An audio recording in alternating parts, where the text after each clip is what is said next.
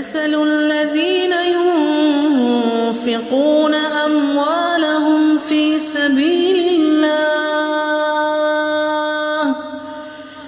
سبيل الله كمثل حبة أنبتت 7 سنابل في كل سنبلة 100 حبة والله يضاعف لمن يشاء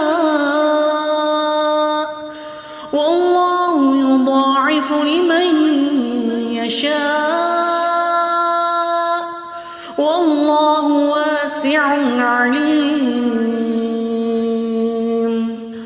Assalamualaikum warahmatullahi wabarakatuh. Today we will share a short documentary about advantages of charity.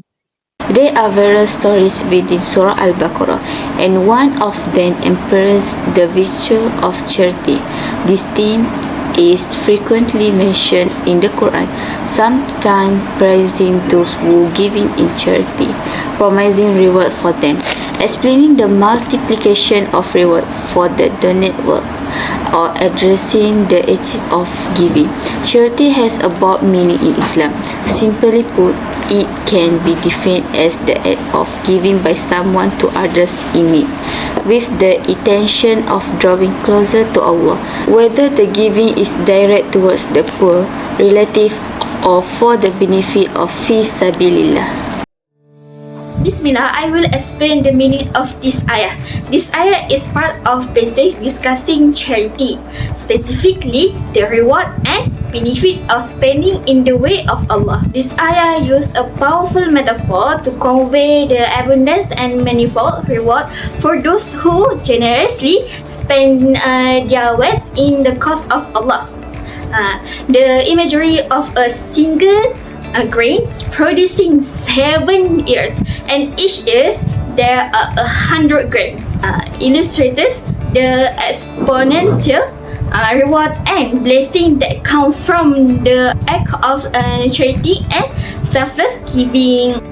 This ayah emphasizes the concept of charity and the tremendous reward that results from sincere and selfless giving in the path of Allah, using a vivid metaphor to convey the idea of abundance and multiplication of blessing. Surah Al-Baqarah verses 261 is often cited to emphasize the concept of integration of akli, intellect, and nakli, textual, scriptural knowledge in Islam. Firstly, strategic charity. Under the integration of akli, the verse encourage believers to spend their wealth in the way of Allah. The integration of intellect involves strategically assessing where their charitable contribution can have the most significant impact, considering the needs of the community, assessing long-term benefits, and addressing societal challenges. Secondly, multiplying good deeds, akli and nakli.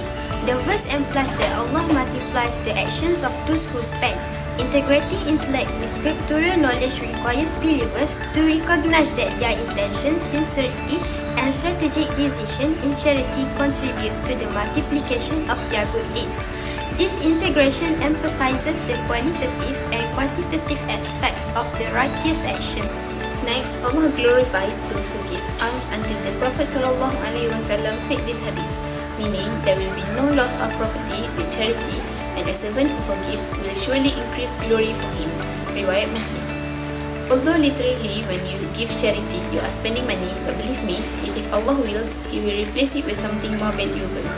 An expected return of sustenance is like being surrounded by good friends, good health, and abundant sustenance. As long as you broaden your view to the concept of sustenance, everything you get will look like blessing rather than almsgiving. From Abu Hurairah radhiyallahu anhu that Rasulullah sallallahu alaihi wasallam has said, when the son of Adam dies, his deed will cease except for 3 things: charitable charity, or the knowledge he uses, or a pious son who prays for him. Next, contribution or the lesson learned from this ayat.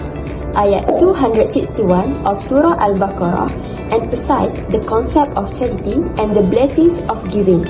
It highlights that acts of kindness and generosity, especially in the form of charity, can lead to manifold rewards from Allah. First, trust in Allah's sustenance. The lesson focused on acknowledge that one's wealth ultimately belongs to Allah and placing one's trust in His sustenance. Giving freely shows that believers rely on Allah to provide for their needs. Second, gratitude and thankfulness. Giving back to Allah is a way to thank Him for all of His life benefits. It recognizes that resources and wealth are a gift from Allah and that giving them out is an expression of thanks. Lastly, sincerity in charity. Charitable deeds ought to be performed sincerely and without looking to others for approval or acknowledgement. Instead of looking to society for approval, true generosity is motivated by a sincere desire to assist. In conclusion, the detailed explanation provided by Allah regarding charity can be applied in a various aspects of life, especially for students who are used according to the concept of akli and nakli. However, if a person does not have anything that can be donated to others, it suffices to embody the characteristics described by the Prophet Mohamad SAW in the following: Al-Muslim man salima al-muslimuna min lisanihi wa yadihi. A perfect Muslim is someone who is safe from the influence of the thought and hand of other Muslims. Hadith riwayat Al-Bukhari and Muslim. May the guidance found in reading Surah Al-Baqarah make us more affectionate and loving towards the Qur'an, allowing us to internalize its verses and apply them in the life of a student.